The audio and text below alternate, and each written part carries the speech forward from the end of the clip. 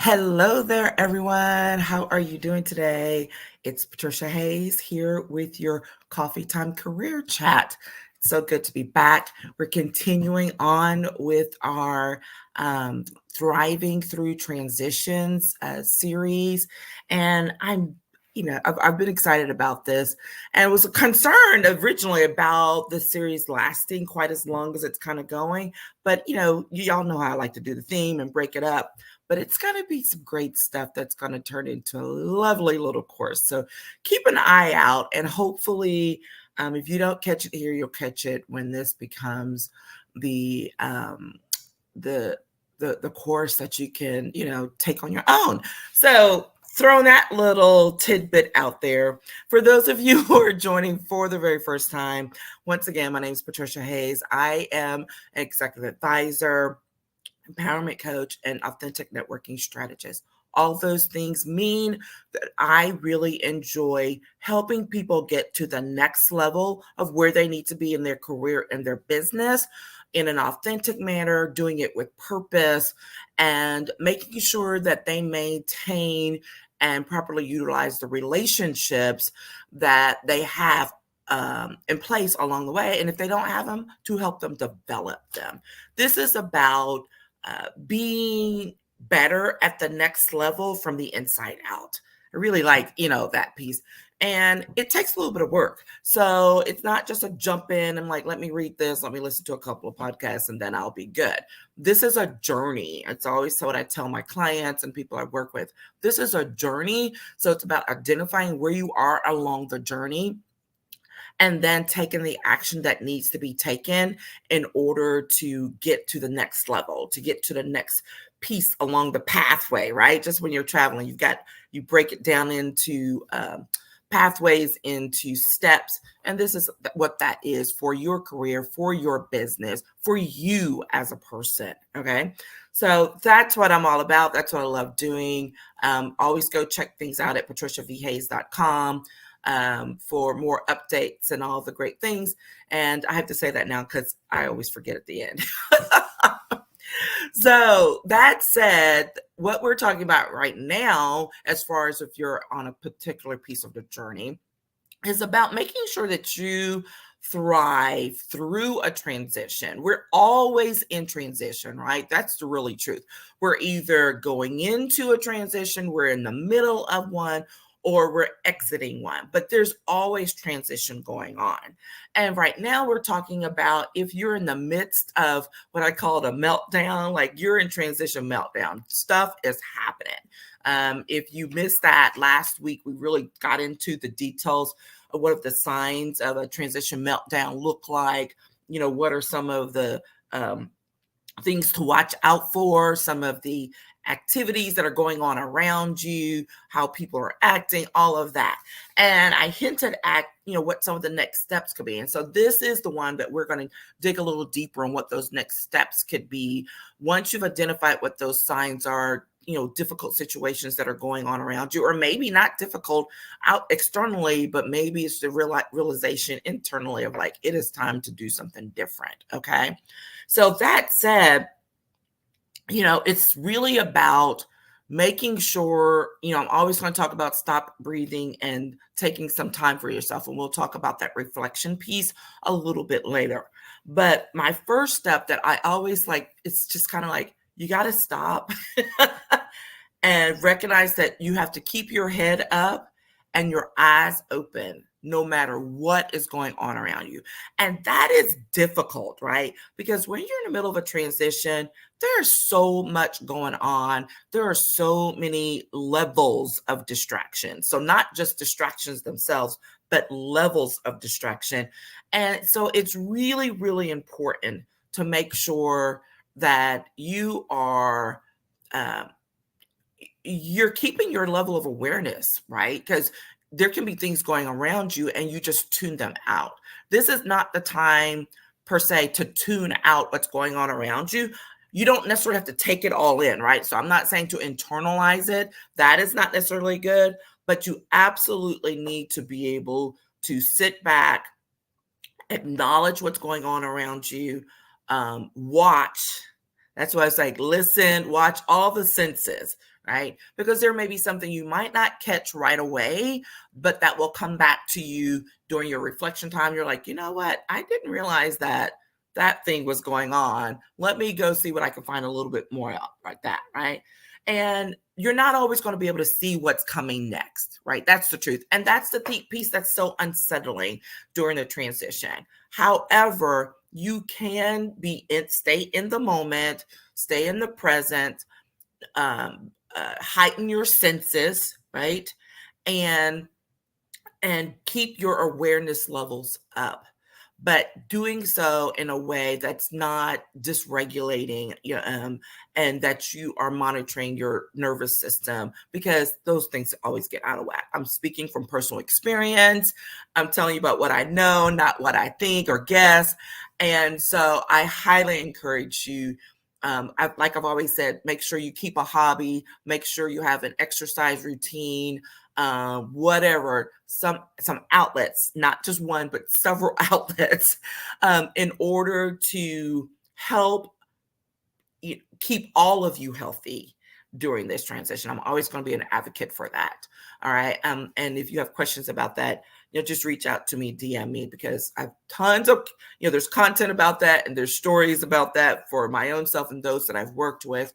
And, I have clients I'm working with currently where it's like, man, I had no idea it could be this chaotic, even though they were in the midst of chaos. So it's like they recognize that they're in the midst of chaos, but then all the things that keep swirling, it's like, so make sure you take that time to set aside for you to pull yourself together, to really take a deeper look at what it is you're doing, not just identifying what's going on around you, but like, what are some of those things mean? What do I mean? He's like, well, give me an example. When you're in the midst of a transition, let's say in the workplace, and there's drama, maybe let's say that, a boss or someone has lost their job. So everyone below is a little crazy. It's like, oh my gosh, what do we do next?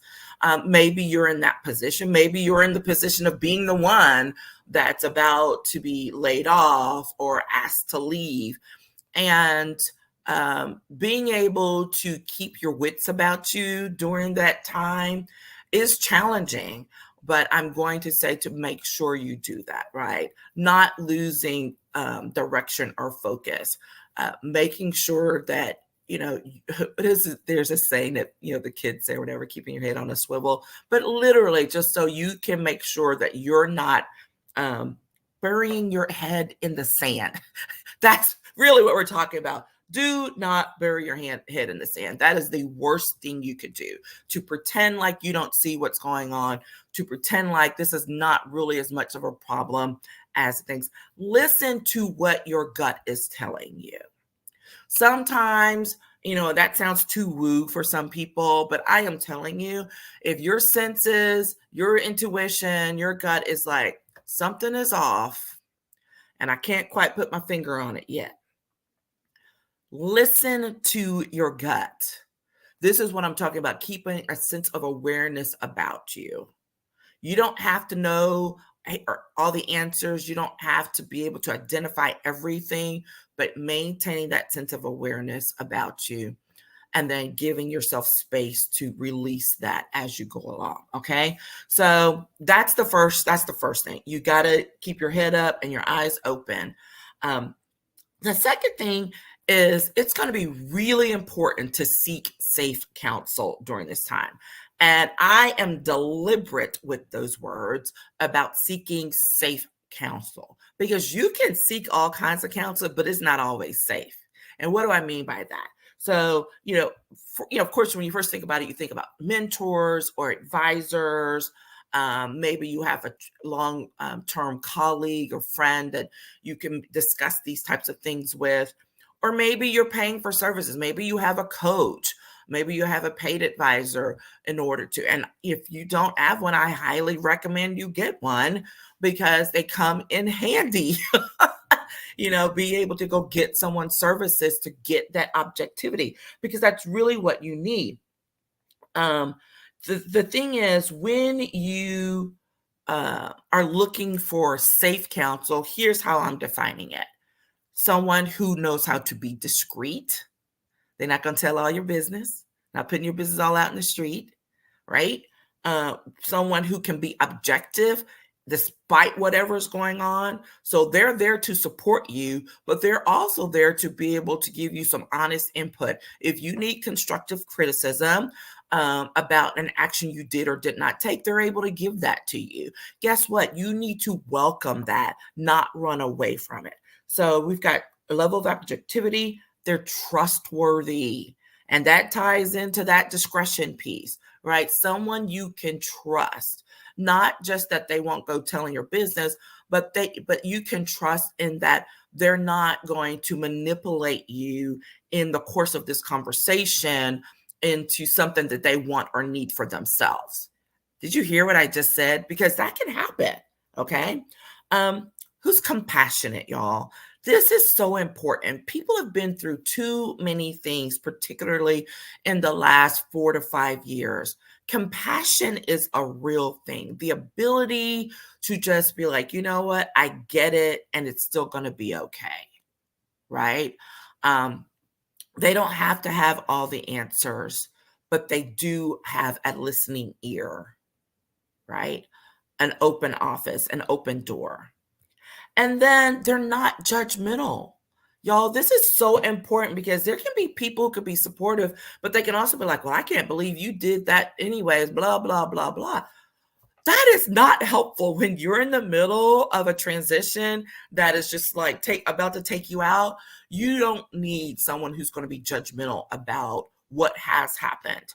Okay. So those things. Safety looks like this. Someone who's able to be discreet, objective, trustworthy, compassionate, and non-judgmental. Well, all in that moment. I have what I call the personal mastermind, and for some people, they call it the personal board of directors. Same concept or whatever. Here's the thing: that group of people, which should be small, right, 3 to 5 max in general. But it can also shift over time. So if this is your second or third professional transition, which it very well could be, right? Because your very first one is when you literally, start working. That is a major transition. Then you've got kind of like your early, to mid-career one. And so wherever you are along the pipeline, whoever's going to be on that personal board of directors or in that personal mastermind of yours is not necessarily going to be the same over time. And it's really important to recognize that people shift, relationships shift, people's level of ability to engage or give shift. Okay. And that's all fine and dandy, but just make sure that you recognize that you're thinking about it as you move along and recognize, you know what, this person's not available. Some people, I've had talks with they're upset because maybe some of their key mentors have moved on, and they're no longer here. They're no longer with us. And that can be a hard thing to deal with. But there are things you can do to identify who those people are in your life right now. And start by looking at the people who are your fan club. I call them your fan club. These are the people who are rooting for you all the time. They see you unexpectedly and they're willing to just say, hey, let's go, have a coffee. Tell me what's going on. I got your back. Okay. So you want to make sure to do that. The next thing is you want to make sure that you reflect and review.